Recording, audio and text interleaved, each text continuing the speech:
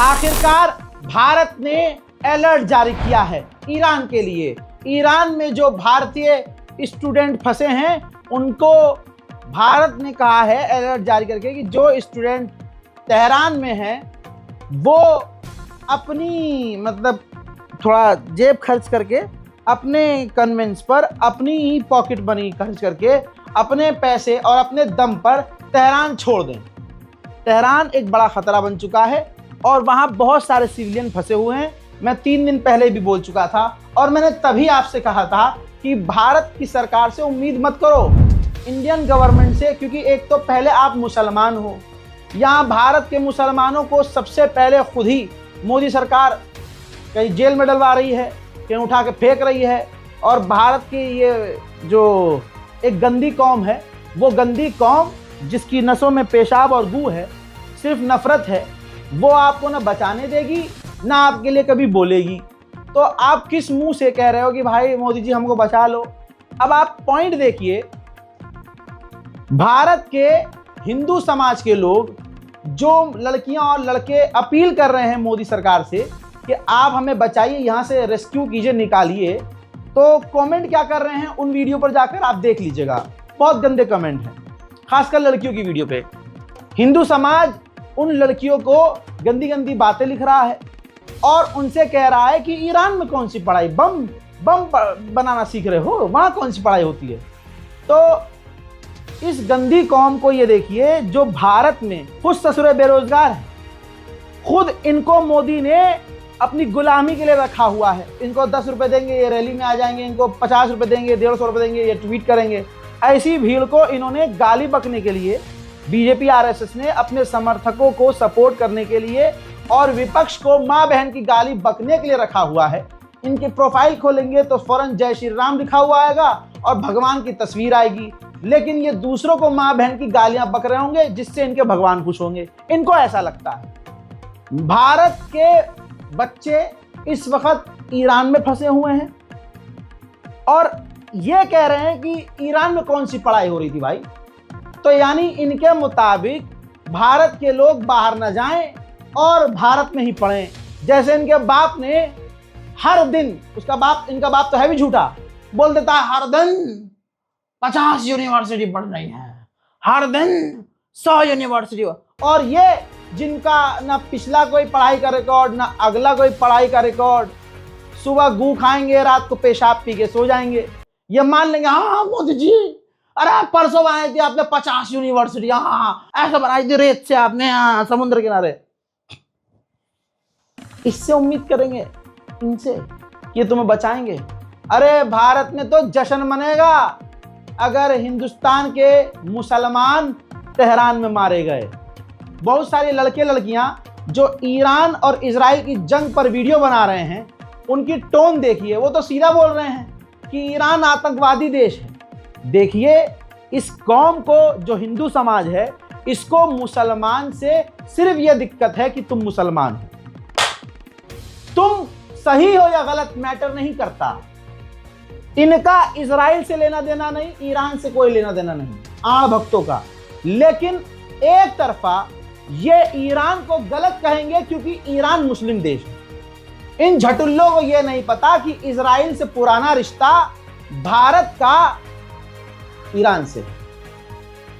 पूर्व प्रधानमंत्री माननीय अटल बिहारी वाजपेयी खुल्लम खुल्ला ये बोलते थे, बोल चुके हैं, और यही हमारे विदेश मंत्रालय की नीति है, विदेश नीति है कि इजराइल फिलिस्तीनियों की जमीन है, अरब की जमीन है।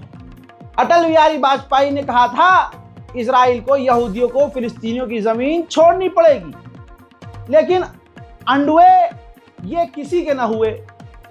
ये तो अपनी सरकार को छोड़िए, नेहरू तो बहुत दूर, ये तो अटल बिहारी वाजपेयी के भी नहीं है भाई, ये सिर्फ गुंडे और मवाली और आतंकियों के हैं। सुनिए माननीय प्रधानमंत्री, पूर्व प्रधानमंत्री अटल बिहारी वाजपेयी का बयान। एक गलतफहमी पैदा की जा रही है,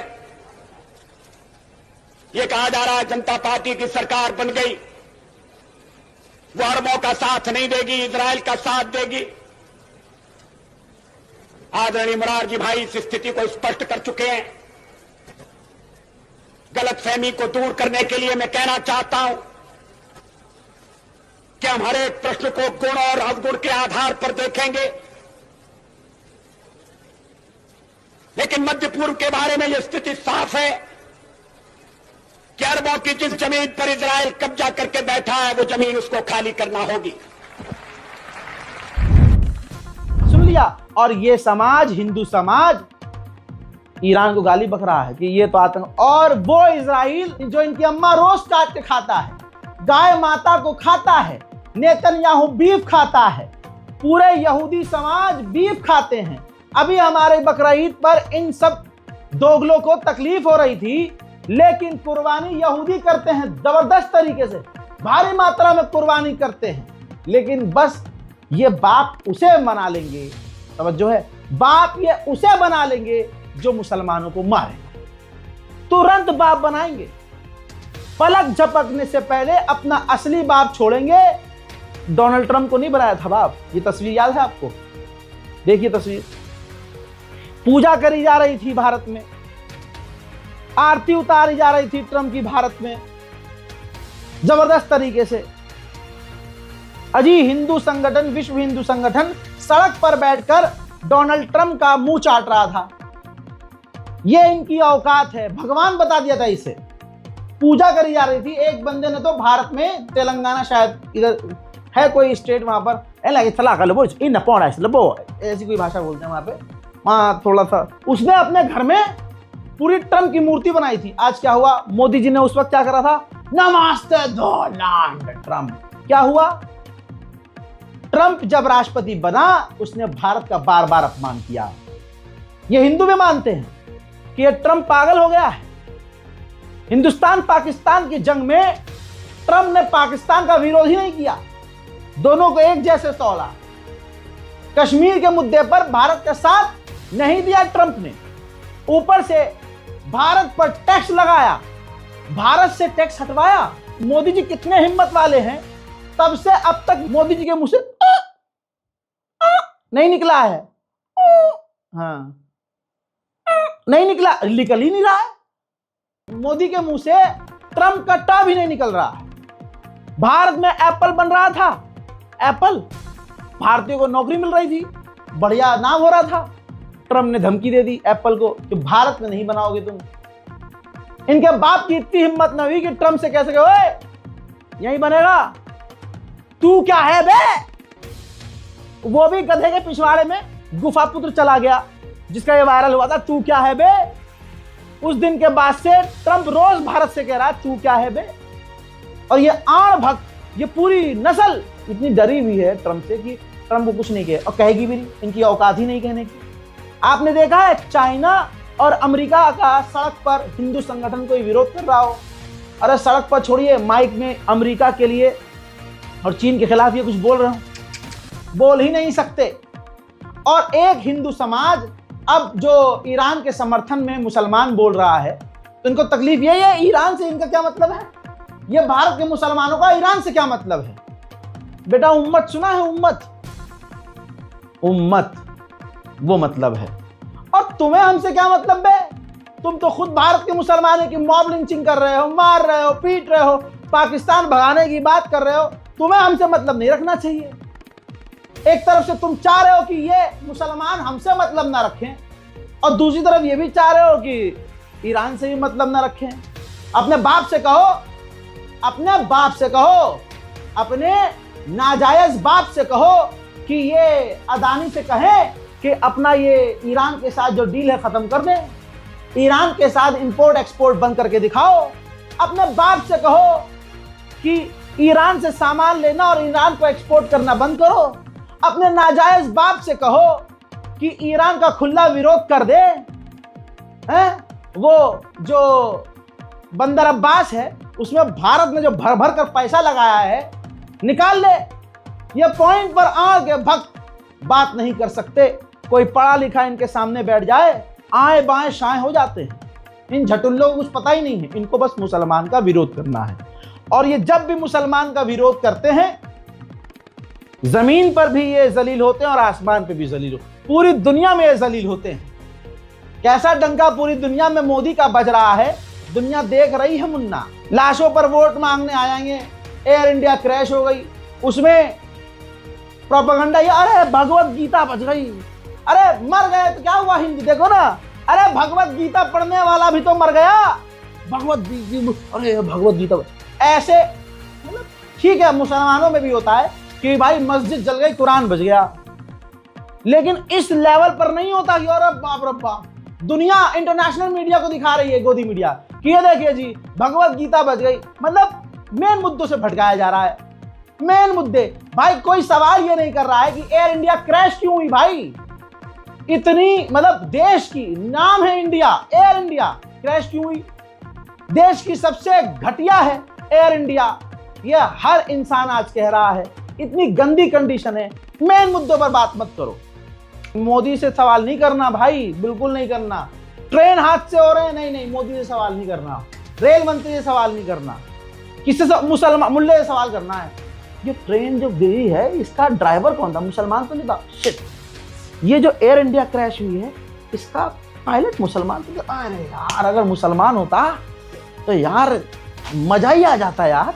एक तो अपने लोग मारे भी गए, ऊपर से इनका सारा इल्जाम मुसलमानों पर। ये है आज का हिंदू, ज्यादातर हिंदू ये कर रहा है। कल तक ये समाज कह रहा था कि पापा इजराइल का, ईरान कुछ नहीं कर सकता।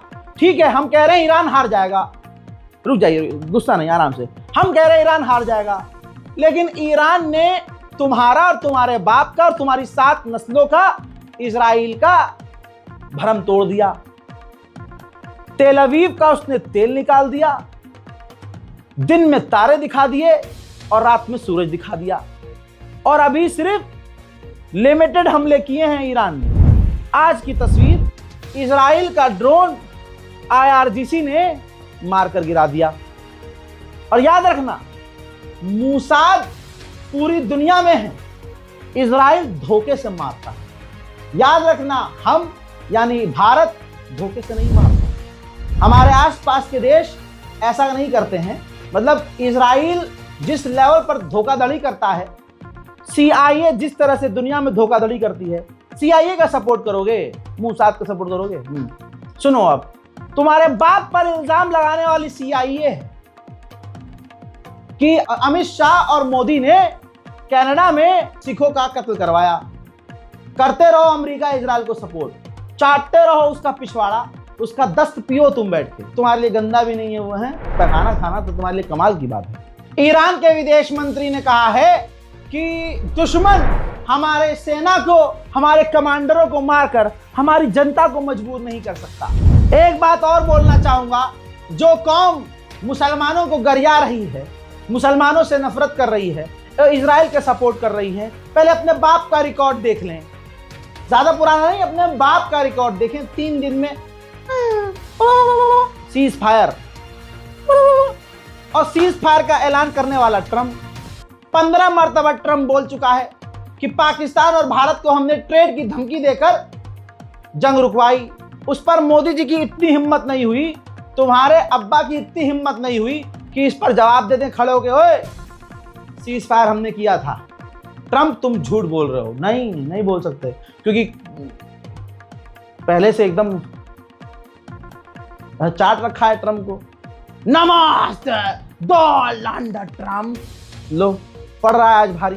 खबर यह है कि ईरान के टीवी चैनल पर जो कल हमला इजराइल के द्वारा किया गया, एक नहीं उसमें 3 मारे गए और दर्जनों घायल हुए। वहीं ईरान ने कहा कि बातचीत तो हम पहले भी कर रहे थे, हमें बातचीत से प्रॉब्लम नहीं थी, बातचीत तो अब हम भी कर लेंगे, पहले भी तो कर ही रहे थे, लेकिन इजराइल पहले हमले बंद करे। उधर ईरान के राष्ट्रपति ने यह भी कह दिया कि अगर अमेरिकी सरकार ये जंग नहीं रोकती है, हम मजबूर होंगे इजराइल पर घातक हमला करने के लिए, पेनफुल हमला करने के लिए। इससे साबित होता है कि ईरान जानबूझकर छोटे मोटे हमले कर रहा है। वहीं आपकी स्क्रीन पर बहुत बड़ा अपडेट अल जजीरा की सोर्स से दिखाना चाहूंगा।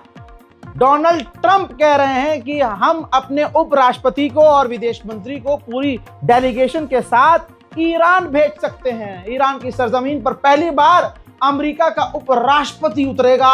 यह अब तक की सबसे बड़ी खबर है। अमेरिका की डेलीगेशन जंग के इस दौरान ईरान उतरेंगे, ये बड़ा अपडेट है। लेकिन कुत्ते की दुम है भाई, गू खाने वाली नस्ल पर और इस डोनाल्ड ट्रंप पर भरोसा न करना, क्योंकि ये तो सुअर झूठ बोलता आया है, पीछे से धोखे से मारता आया है। ये हमला भी डोनाल्ड ट्रंप ने, नेतन्याहू ने ईरान को बातों में उलझाकर धोखे से किया था। लिहाजा ईरान की गवर्नमेंट से तो हम यही कहेंगे, थोड़ा संभल कर, यकीन इस जानवर पर न करना। एक वीडियो वायरल हुआ है। वायरल वीडियो में ये देखा गया, तस्वीर देखिए, कि ईरान न जाने कौन सी मिसाइल दाग रहा है कि उसको इंटरसेप्ट भी जब किया है जाकर, यानी उस पर जाकर इजराइल का इंटरसेप्टर टकराया है डिफेंस सिस्टम का, तब भी उस मिसाइल को रोक नहीं पाया इजराइल, और वो मिसाइल तब भी इजराइल की जमीन पर आकर टकरा गई है। पता नहीं किस तरह की मिसाइल इस वक्त ईरान दाग रहा है, क्योंकि बहुत कम मात्रा में, कम लेवल पर हमला कर रहा है। 8-10 मिसाइल, 16-17 मिसाइल, 20 मिसाइल, इतनी ही दाग रहा है ईरान, और ये इतनी कम दागने के बावजूद इजराइल में हिट हो रही है। ईरान ने मूसाद की एक और ब्रांच, तस्वीर देखिए, अल्लाह अकबर अल्लाह अकबर। मेरे दोस्तों, इजराइल की गिलॉट इंटेलिजेंस सेंटर तेल अवीव के करीब इजराइल का मूसाद का एक ब्रांच है, पूरी तरह से ईरान ने उसको उड़ा दिया है। अगली तस्वीर देखिए, ईरान की मिसाइल जहां तेल अवीव में टकराई है, वहां चौड़ा गड्ढा हो गया है। आपको बता दूं, ईरान की मिसाइल का 50 मीटर का हिस्सा टुकड़ा, तस्वीर देखिए, इजराइल का कट्टरवादी नेता बेंजीवीर उसके घर के बिल्कुल दीवार से सटा हुआ गिरा है आके। गनीमत यह रही कि फाइनेंस मिनिस्टर ऑफ इजराइल वहां था ही नहीं, और अब तो ससुरे और दिखेंगे नहीं। वहीं ईरान के कमांडर ने ऐलान किया है, वार्निंग दी है कि अभी हम आने वाले समय में, कुछ ही समय में, देर में आप देखेंगे कि हम हमले बढ़ा रहे हैं। हजरात, उधर ईरान ने कहा है कि जो लोग ईरान की जासूसी कर रहे हैं, जैसे मूसाद के लिए काम कर रहे हैं, गद्दारी कर रहे हैं, हम उनके लिए एग्जाम्पल सेट करेंगे। सुप्रीम कोर्ट उनके लिए तुरंत फैसला लेगा, और आपने देखा भी है कि मूसाद के जो लोग पकड़े जा रहे हैं, ईरान उन्हें तुरंत लटका रहा है। मेरे दोस्तों, और भी ताज़ा तरीन जानकारियों के साथ आने वाला हूं मैं। चैनल को सब्सक्राइब कीजिएगा ताकि आपको तमाम अपडेट मिलता रहे। मैं हूं रजा और आप देख रहे थे रजा ग्राफी अनस्क्रिप्टेड। जय हिंद।